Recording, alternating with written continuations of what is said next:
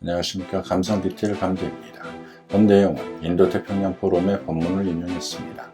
미국 인도태평양 전략을 홍보하기 위한 사이트로 보입니다. 저는 정치 문제는 크게 관심이 없지만 지금의 미중 무역 분쟁, 한일 문제, 이란 사우디 분쟁 등을 보면서 미국의 국제 전략적 측면에서 가장 많은 인구와 경제력이 부상하고 있는 아시아 태평양의 주도권과 기득권을 가지기 위한 행보에서 나타나는 문제가 아닌가 하는 생각을 하여 관련 내용을 찾던 중 이 사이트의 내용을 보고 미국이 러시아와 중국에 대한 인식과 대응 전략이 이 부분이 아닌가 하는 생각이 들어 이런 문제에 관심 있는 분들과 공유하고자 합니다. 우리나라도 마찬가지이고 일본, 중국, 러시아도 경제력이 커지면서 주변의 영향력을 확대해가는 과정에서 세계 경찰 국가로서 유일 파워를 자랑하는 미국과의 갈등은 피할 수 없는 부분일 것입니다. 여기서는 유일 패권 국가인 미국이 이런 새로이 구성하고 있는 국가들 중 중국과 러시아에 대한 인식에 대해서 알아보는 데 좋은 자료라 생각합니다. 지금부터 본문을 살펴보도록 하겠습니다.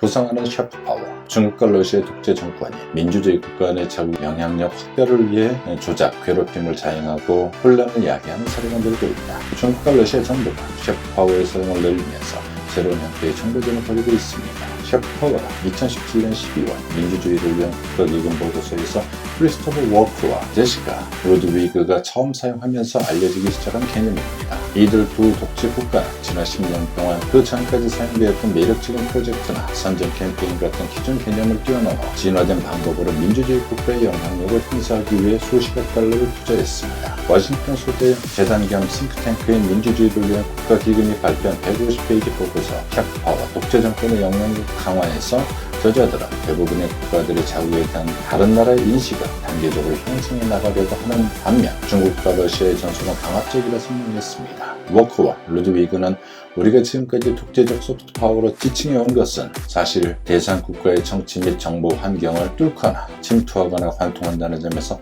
샤프 파워로 분류하는 것이 더 적절할 것입니다. 독재 정권과 민주주의 국가 사이의 새로운 경쟁 상황에서 독재 국가의 샤프 파워 기술은 단감의 끝 혹은 주사기 바늘로 간주해야 한다고 분석했습니다. 워커는 이 재단의 연구 및 분석 두 본부장이며 루드위그는 연구 및 컨퍼런스 책임자입니다. 저자들은 이런 독재 국가의 전술은 기본적으로 유인이나 설득이 아니라 결혼과 조작의 중심을 두고 있다 했습니다. 국내에서 정치적 다원성과 표현의 자유를 조직적으로 억압하는 이들 독재 정권은 비슷한 원칙을 국제적으로 적용하여 국익을 확보하려는 야망을 강화하고 있다 적었습니다. 2018년 1월 포린 어페어에 기고한 보고서에서 조셉 나인은 정보를 기만적으로 사용하는 샤프 파워는 일종의 하드 파워라 설명했습니다. 나인은 미국의 저명한 정치학자로서 1990년 책에서 소프트 파워란 용어를 처음으로 소개한 바 있습니다.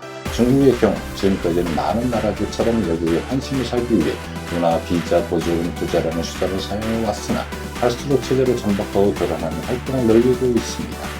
2017년 더 이코노미스트 잡지와의 인터뷰에서 뉴질랜드 캔터베리 대학교의 앤 마리 브레이디는 중국의 공격적인 허위 정보 캠페인을 정치적 영향력을 유도, 매수, 방지하기 위한 새로운 글로벌 전투라고 묘사했습니다. 워크와 루드위그는 특히 인터넷과 소셜미디어를 통해 이동하는 정보의 규모, 특성, 속도를 고려할 때 민주주의 정부와 사회가 샤프 파워 전술에 대응하는 방법을 재검토해야 한다고 역설하고 있습니다. 저자들은 민주주의 국가들이 독재 국가의 영향력에 대한 예방책을 마련하는 것은 물론 원칙을 지키기 위해 더욱 적극적이고 확고한 태세를 갖추어야 한다고 강조했습니다. 보고서에서 저자들은 남미 아르헨티나와 페루 그리고 중유럽의 폴란드와 슬로바키아에서 중국과 러시아 활동 사례를 분석했습니다. 저자들은 또한 이들이 정치적 내러티브를 호주, 뉴질랜드, 유럽, 아프리카의 민주주의 국가 각국에 은밀히 주입하고 있다는 증거도 흠토했습니다. 저자들은 특정 국가의 영향력을 행사하려는 독재 국가의 노력은 개별적으로 봤을 때는 무의하거나 효과가 없는 것으로 보일 수도 있습니다. 그러나 서로 무관해 보이는 러시아와 중국의 전 세계적 활동을 하나로 묶어서 볼 경우 매우 불편한 그림이 나타난다고 결론을 내렸습니다. 비대칭성의 악영. 워크와 루드위그는 중국과 러시아의 접근법이 다르지만 자국의 실제 및 가상 국경을 외부 영향으로부터 차단하는 동시에 민주주의 국가들의 개방성을 악용한다는 점은 공통이라고 설명했습니다.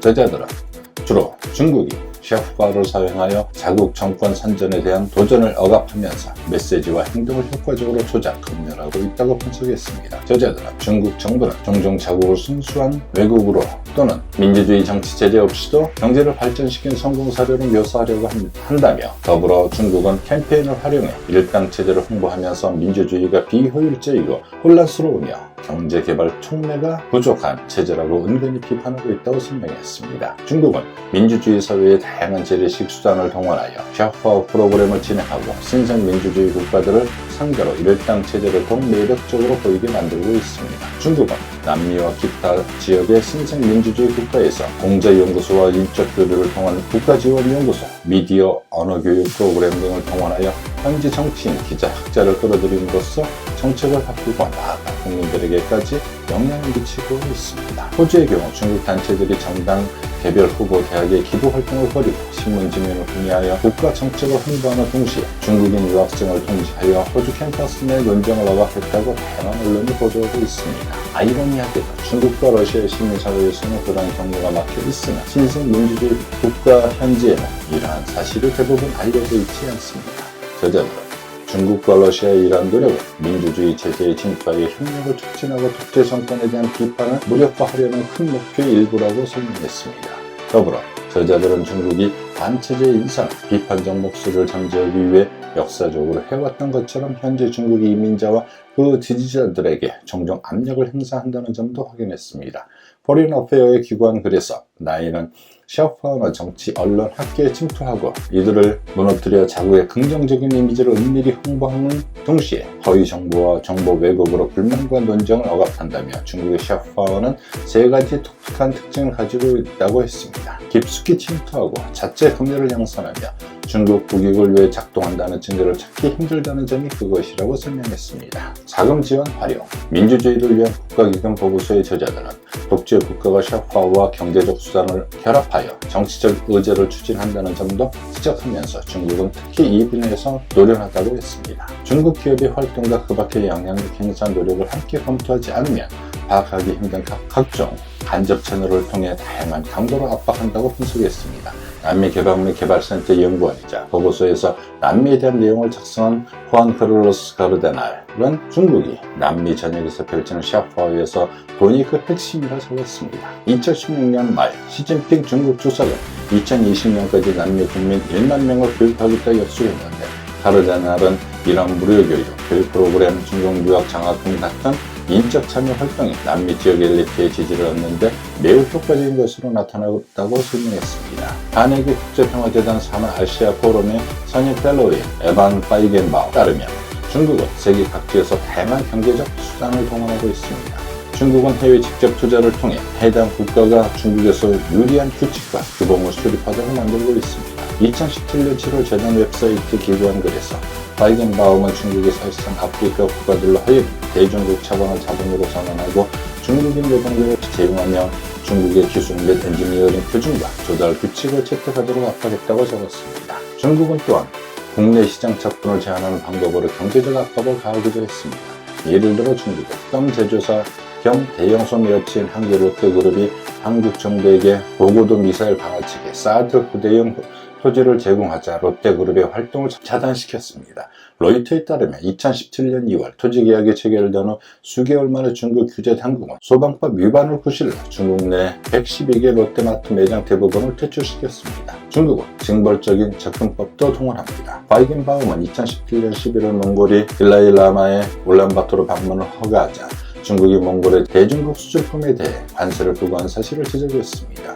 몽골의 영자신문 더 유비포스트에 따르면 이후 2018년 1월 왕이 중국 외교부 장관은 몽골이 교훈을 얻고 달라이라마를 다시는 초대하지 않기를 바란다라고 말했습니다. 러시아의 전술. 한편 러시아의 샤프파워 전술은 민주주의 국가의 건전성과 신뢰성을 약화시키기 위해 더욱 직접적으로 공략합니다. 저자들은 중국이 공격적인 투자, 선출, 부정직한 영업을 통해 인지도를 높이고 국력을 확대하려 하는 반면 러시아는 주로 민주주의 국가를 외형으로나 실질적으로 끌어내려 동등한 경쟁 모델을 구축하려 한다고 설명했습니다.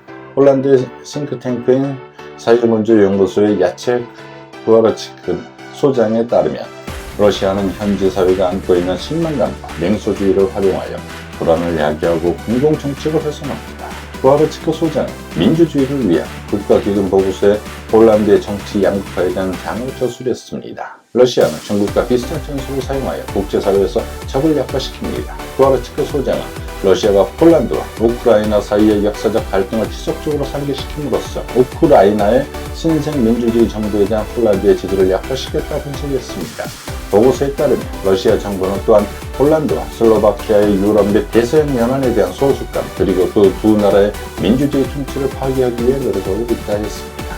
부하르츠크 소장은 자생적인 버킷리스트가 사용하는 구체적인 정치 내러티브, 러시아의 정치 선동 그리고 중국의 자유민주주의보다 나은 경제성장 기반을 제공하는 초현대주의고 호의적인 독재정권 강대국으로서 보이기 위해 펼치는 계산된 노력, 이들 사이에 수많은 위험한 연관성이 있다고 적었습니다. 러시아는 국영 언론을 국제적으로 확대하고 외국 선거 개입을 비롯하여 다른 나라의 허위 정보를 확산시키기 위해 중국보다도 더 적극적으로 노력하고 있다 했습니다. 부하르츠크 소장은 그 예로 폴란드의 경우 제3자 웹사이트들이 러시아 언론의 기사를 그대로 가져와 보도함으로써 러시아 언론을 신뢰할 가능성이 낮은 폴란드 국민들이 해당 기사를 받아들이게 만들고 있다고 설명했습니다. 동시에 중국을 비롯한 독재 정권들은 자국 국민들의 인터넷 접속과 소셜미디어 사용을 제한하고 뉴스와 온라인 콘텐츠를 검열하고 있습니다. 이와 같은 방법으로 독재 정권은 세계화의 장점을 악용하는 동시에 자국 내에서 자유롭고 개방적인 교류나 투명성을 거부하고 있는 것입니다. 나아가 워크와로드 이그는 신생 민주주의 국가가 기존 민주주의 국가들에 대해 갖는 전략적 가치를 고려할 때 중국과 러시아가 취업한 이들 나라를 노리는 현상을 특히 우려스럽다는 결론을 내렸습니다. 미국과 동맹국 및 파트너들은 미국의 가치에 바탕을 둔 새로운 조치와 도구를 채택함으로써 중국과 러시아가 정보 및 아이디어 장악을 위해 국제적으로 벌이는 캠페인에 효과적으로 대응해야 한다 했습니다. 저자들은 민주주의 강대국들의 이러한 도전을 물리치지 않는다면 이는 리더십 역할을 회피하고 동맹국을 버리고 오랫동안 유지해온 자국 안보까지 도외시하는 결과가 될 것이라 우려를 나타냈습니다. 저자들은 중국 및 러시아 자원이 풍부한 다른 독재 정권이 예측할 수 있는 미래, 현재의 추진력을 계속 유지한다면 신생 민주주의 국가들에게 막대한 피해를 줄 수 있다 했습니다. 이는 그동안 세계 안보와 범위의 평화적인 규칙 기반 국제 질서에 막대한 타격을 주게 될 것이라 경고했습니다. 핵심 메시지 5단계 중국과 러시아가 민주주의 국가를 상대로 펼치는 강하게 대응하기 위한 조치, 중국과 러시아에 대한 정보 부족 현상을 해결해야 합니다. 조사 대상 민주주의 국가 4곳의 경우 중국의 정치 체계와 외교 정책 전략에 대한 정보가 매우 제한된 상태로 중국을 제대로 이해하고 국민에게 알릴 수 있는 언론인, 편집자, 정책 전문가를 거의 찾아볼 수 없습니다. 남미의 러시아에 대한 인식도 마찬가지이며 단 중유럽은 현재 러시아에 대한 비교적 잘 알고 있는 것으로 나타났습니다. 독재 정권의 영향과 실상을 밝혀야 합니다. 중국과 러시아의 샤프파워 전술은 주로 위장술에 의존하고 있습니다. 즉 국가 주도 프로젝트를 상업 미디어 혹은 풀뿌리 조직의 활동인 것처럼 속이거나 현지 단체를 해외 조작용 선전 도구로 이용하는 것입니다. 이러한 부당한 속임수에 대응하기 위해서는 민주주의 국가의 감시자들이 그 실상을 집중적으로 드러내고 종합적으로 분석해야 한다 했습니다. 악의적으로 독재 정권의 영향으로부터 민주주의 사회를 방어해야 합니다. 일단 독재 정권의 영향력 확장 기법과 특성이 노출되면 민주주의 국가는 자체적으로 내부 방어 체계를 구축해야 합니다. 독재 정권의 전술은 민주주의 사회의 정치 지도자, 사상자, 기타 정보 게이트키퍼와 관계를 구축해 나가는 것으로 러시아와 중국도 민주주의 체제 내부에 침투하여 지지자를 확보하고 독재 정권에 대한 비판을 무력화하고 있습니다. 민주주의 가치와 이상에 대한 지지를 재확인해야 합니다. 독재 정권의 샤프파워 추진 목표 중 하나가 반자유적인 정부를 합법화하는 것이라면 이는 민주주의 정부와 그 국민들이 민주주의 원칙을 지키지 못하는 한도에서는 가능합니다. 민주주의 국가의 최고 지도자들은 민주주의 이성을 분명하고 일관되게 지지하면서 민주주의 행동 규정을 명확히 규정해야 합니다. 소프트 파워의 개념은 재규정해야 합니다. 마지막으로 언론인, 싱크탱크 분석가, 기타 정책 전문가들은 독재 정권이 추구하는 목표가 파괴적이고 체제의 전폭적인 샤프파워를 사용하여 민주주의 국가에 실질적인 피해를 입히는 것임을 인식해야 합니다.